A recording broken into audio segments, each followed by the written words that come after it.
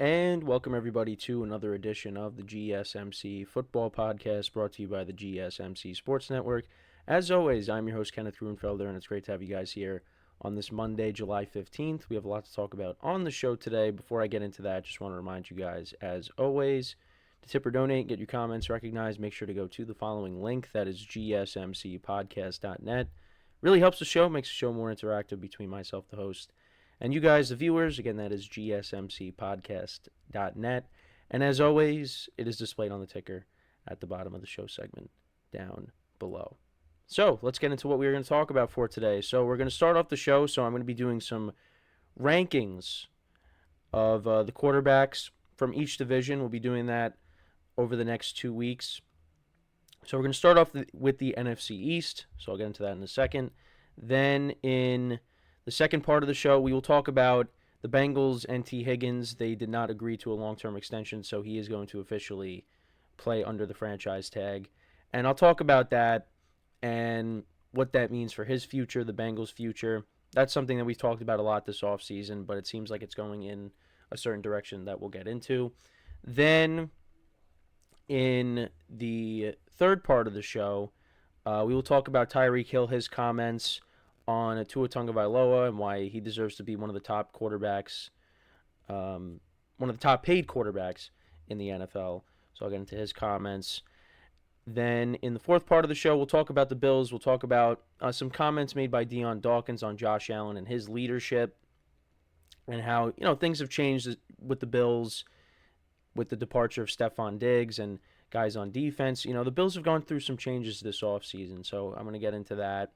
And then in the final part of the show, we'll talk about Baker Mayfield and just some of his recent comments, some interesting comments that he made, and I just wanted to touch upon those as well. So let's get into the first topic, which is discussing the NFC East quarterbacks. So, like I said, we'll be doing these rankings over the next couple of weeks. We'll go through each division.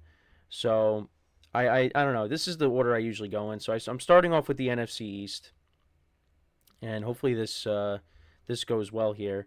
So hopefully it doesn't. Okay. Well, you kind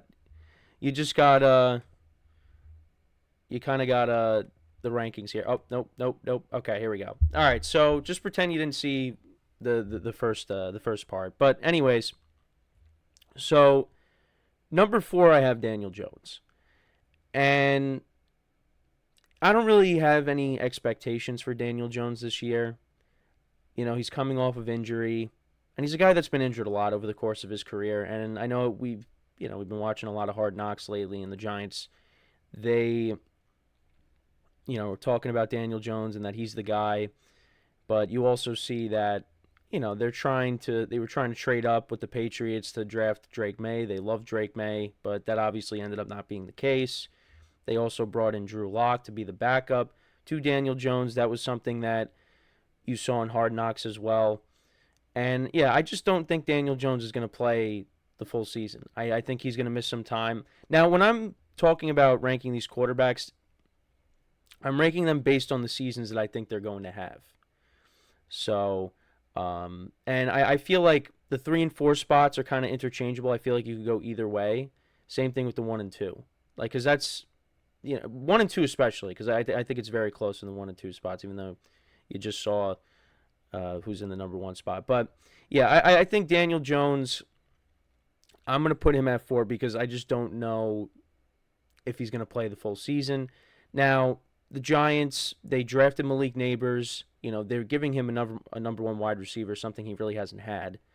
And I think him combined with, some of the other receivers that they have, Wan'Dale Robinson, Jalen Hyatt, I don't think that's, again, these aren't star receivers by any means, but I do think these guys are productive. Well, we got to see more from Jalen Hyatt. But, with the inconsistencies at quarterback last year, we really couldn't see him live up to his full potential. Wan'Dale Robinson, I thought, had a solid year last year for the Giants. He looks like he's a solid player, so, we'll see what he could do. The tight end spot, it's going to be interesting, who kind of separates themselves from the pack now that Darren Waller's not there. They did draft a tight end, and, you still got Daniel Bellinger there. They signed a couple of tight ends as well. Um, and then the offensive line, they addressed that. They signed a couple of guys. So, we'll see. And of course, there's no more Saquon Barkley either. Now it's Devin Singletary.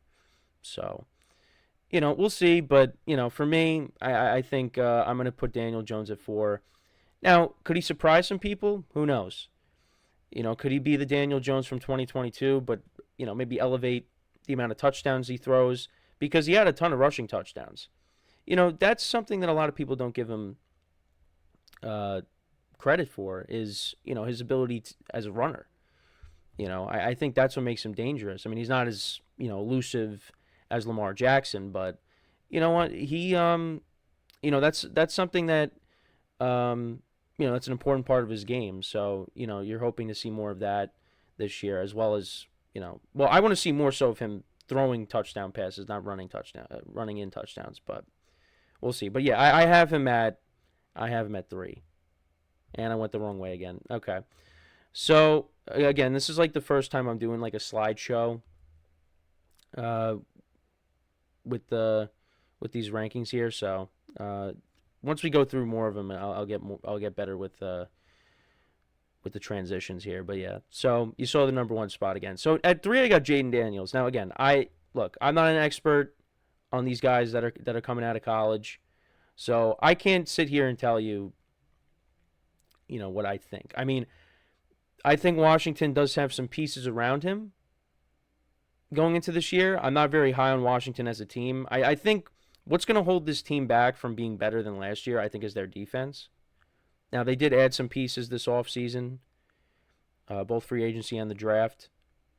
And, they traded guys. They traded Montez Sweat. They traded Chase Young. But yeah, they drafted Newton for the defensive line. They brought in Bobby Wagner, Jeremy Chin. Those are some of the names that I could think of off the top of my head. But the secondary was really bad last year. And I don't know if they did enough to fix that. Now, Dan Quinn's the new head coach. Again, I'm not really a fan of the hire. Based off of what happened in Atlanta, how Atlanta finished off, and that last game against the Packers in the playoffs, I just did not sit well with me. But I could be wrong, because it did start off well in Atlanta, and he brought a team to a Super Bowl. And let's not forget, he was with Seattle as well during their prime years, so who knows. But, yeah, Jayden Daniels, I'm going to put at 3. You got Terry McLaurin. They added Zach Ertz. They added Austin Eckler, Brian Robinson Jr., the running back. You also have Jahan Dotson as well. We'll see how it goes. But, I think that, there's people that are high on him as a prospect. And, we got to see how he does. I'm not really going to know how he is until he actually, takes the field and starts playing in meaningful games. But I'm going to put him at 3. And they also did draft as well Luke McCaffrey, Christian McCaffrey's brother. So that's another receiver. Oh, they actually, Jamison Crowder's still on the team. Well, they brought him back. I don't know if this is like his second or third stint with Washington. But, yeah, so the top 3 on the depth chart is Terry McLaurin, Jahan Dotson, and Luke McCaffrey. So, I mean, and then you got Eckler and Brian Robinson Jr. That could be a nice little duo. Eckler catching passes out of the backfield. So, yeah, I mean, he's got some weapons. I kind of like their weapons slightly better than the Giants. So I'm going to have him at 3. I mean, he's also his ability as a runner too. So we'll see what happens, but I'm going to put him at 3. So that's the number 3 spot. Then at 2, Dak Prescott. Now, like I said, I think the 1 and 2. I think it's very close. The 1 and 2 spots. The Cowboys, they really didn't do that much this offseason. And this is a big year for Dak. This is, we'll see if he gets the contract. If not, he's probably going to go elsewhere and get it. But, I think Dak Prescott's going to go out there and have a good year. And you're hoping that they figure out all the stuff with CeeDee Lamb, get that squared away. Like I said, though, the Cowboys really did not do a ton this offseason. I mean, yeah, you brought back Zeke, but it's not prime Zeke. The Cowboys are going to have to throw the ball a lot of times because I don't know what this running game is going to be like. I mean, you got a bunch of running backs, but who's going to step up and be the lead guy? Only time will tell with that. But yeah, I expect Dak to go out there, put up numbers similar to last year. You got one of the best receivers in the NFL. Like I said, you got to get that contract situation figured out. Brandon Cooks is a nice number 2. Jacob Ferguson. Cowboys always seem to have a good tight end, and he's the latest in that. So I expect him to have a good year, but I'm gonna put him at 2, and we'll see what happens. I know some people are down on the Cowboys, and listen, I'm a Giant fan, but I think we should pump the brakes a little bit. This team, I think, should be in the playoffs regardless, and probably an early round exit. But they're a good regular season team. Dak puts up good numbers in the regular season. I think that's going to continue this year. So, we'll see who steps up as the number 3 wide receiver as well. But, I think he's going to put up good numbers. I mean, I don't really know what else to say.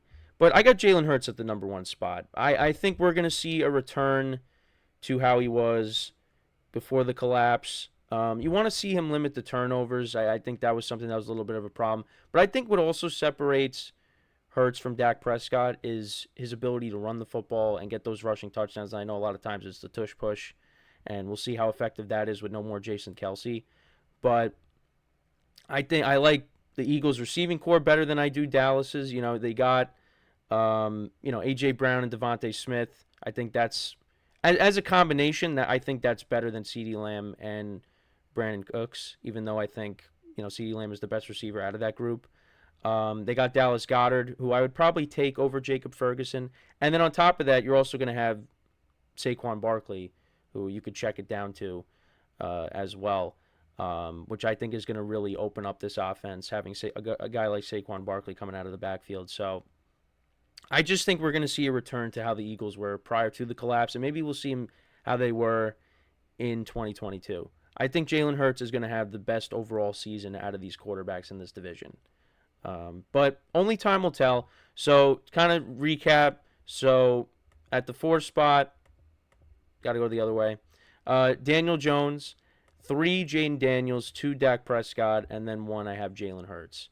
So, let me know what you guys think about those rankings. How would you rank them? Like I said, I think the 1 and 2 spots is close, and I think 3 and 4 you could change them up as well. But that's kind of what I have at the moment.